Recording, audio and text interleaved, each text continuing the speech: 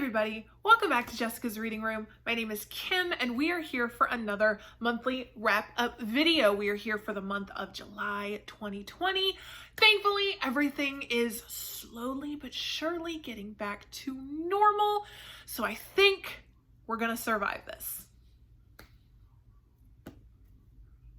And the Denny's in my town is now going back to 24/7, so I'm pretty excited about that. Okay, all right, that had nothing to do with anything, but that's okay because we're gonna go ahead and we're just gonna continue. So for the month of July, we're gonna talk about what I read. Not that you guys needed any explanation because it's a wrap-up, it's a monthly wrap-up. You guys know what we do. Okay, all right, I swear, it's weird. It's a weird day and a weird, I don't know. Okay, so what I read in the month of July 2020. Okay, so I read 1, 2, 3, 4, 5, 6, 7, 8, 9, 10, 11, 12, 13 books.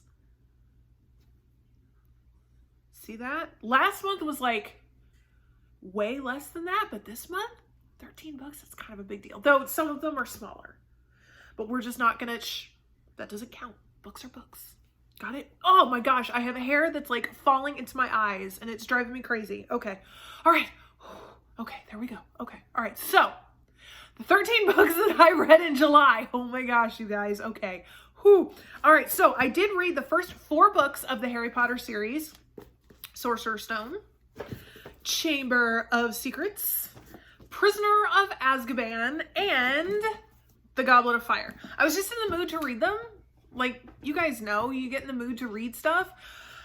So I read the first 4 books and then I got that whole huge pile of new books and I was like, well, dang it, I once again have too much to read. So I was like, okay, we'll wait on the rest of the Harry Potter series and get started on all these new books. So I have not finished that series yet, but I am going to, and it's not like I've never read it before, so if I don't finish it, I'm not really going to beat myself up about it, so. All right, let's go ahead and get this one out of the way because I feel really bad because all I have is the jacket because I let one of my book club friends borrow this book and then she then passed it on to someone else in book club and it's making me kind of anxious, but I'm also kind of chill about it. So I think that means that I'm maturing into an adult. So we're just gonna go with that. Good idea, good idea. Okay, The Woman in the Mirror by Rebecca James. This book has been on my list for so long. So then when it came time to suggest a book for book club, I was like, oh, how about let's read this? And I did, and I really liked it. Thankfully, we did not have another 10th girl situation. Is it my favorite book? No, but it got 4 stars, and it was creepy, and it was interesting, and I read it in like 2 days. So I was like, yay me for actually picking a good book club pick. Yes, and look at the cover. Isn't that fabulous? And yes, I did keep the jacket because while I'm totally okay with letting someone borrow the book, sending the jacket with it, just again, it gave me some major anxiety. All right, so next we have The Last Castle, the epic story of love, loss, and American royalty in the nation's largest home by Denise Kiernan.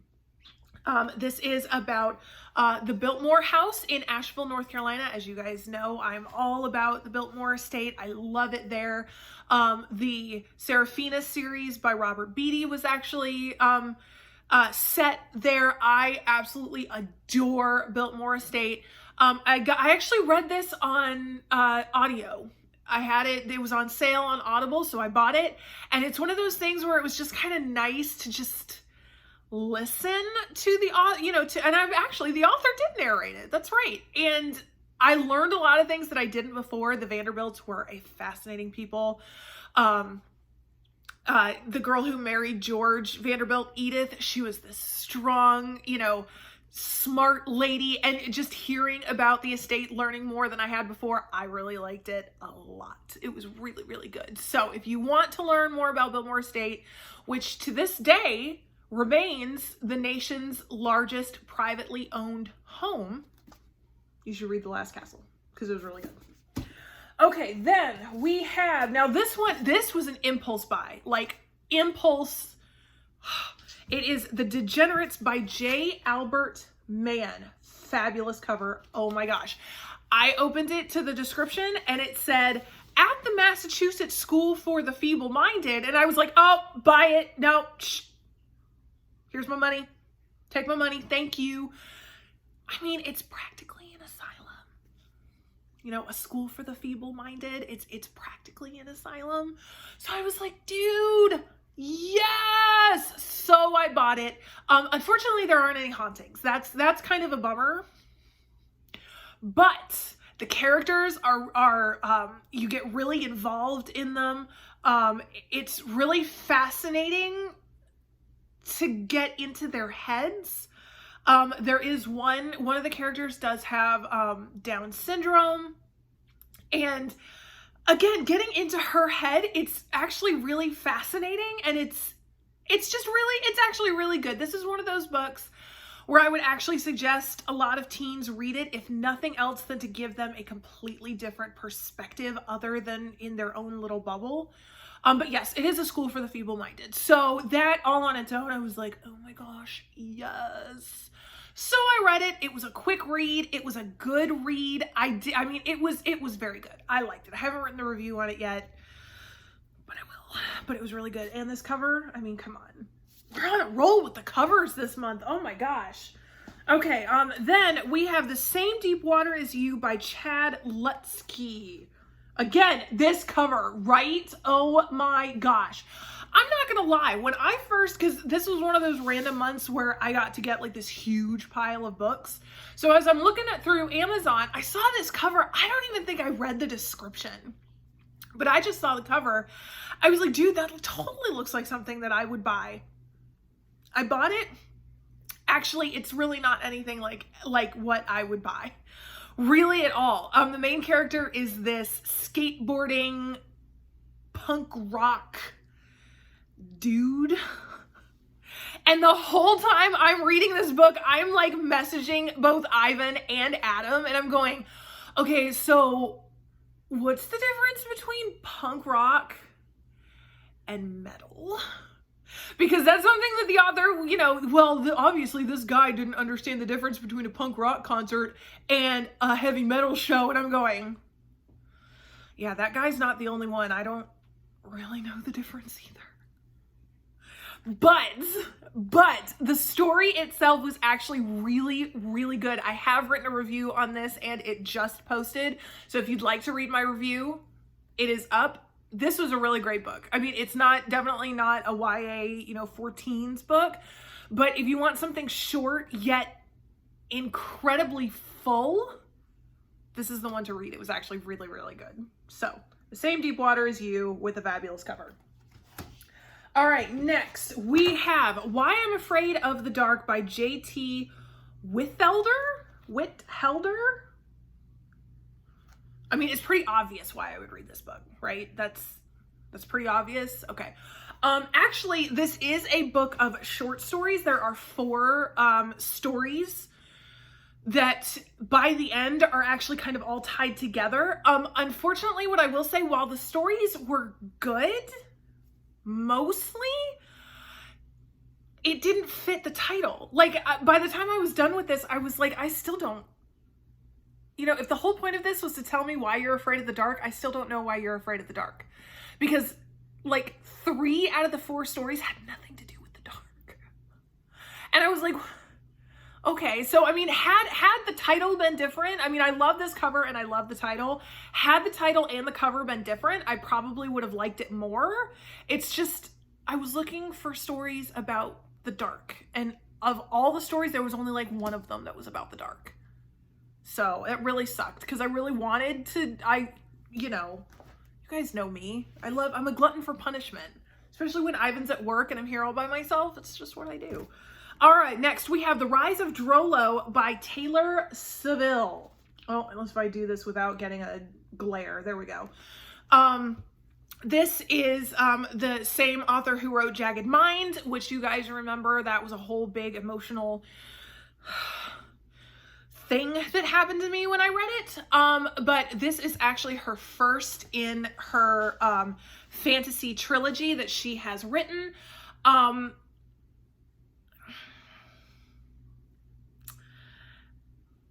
Okay. I'm just not gonna say much. Again, I haven't written the review for this yet. I think I may have to do a video review on this, just because there was a lot of feelings and things that I need to say. But unfortunately, Jagged Mind was definitely better. I absolutely recommend Taylor as an author, but this is not the book that I would recommend. Unfortunately, it was a little on the amateur side. I really hate to say that, because Jagged Mind was so good that my expectations were up here and the book was like down here. And I was like, I hate to say it, but it's true. But the cover is really good, really nice, because her husband actually designed the cover. So the cover was actually really nice. I'm still trying to decide if I want to read the next book when it comes out. We'll see. We'll see. We'll see. Okay. All right. Next, Pull Me Under by Kelly Lou.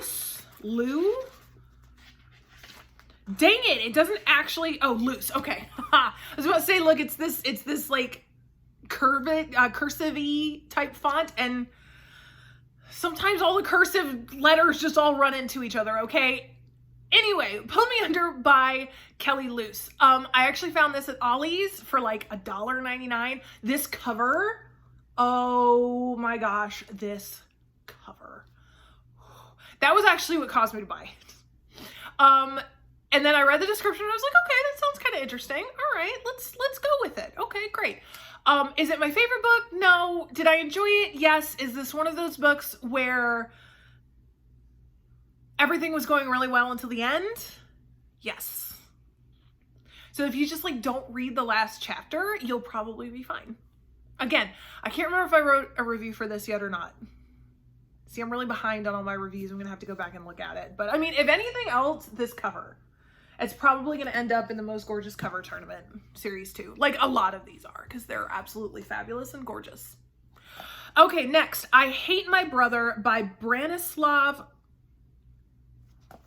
Him. Okay, I'm not even going to try.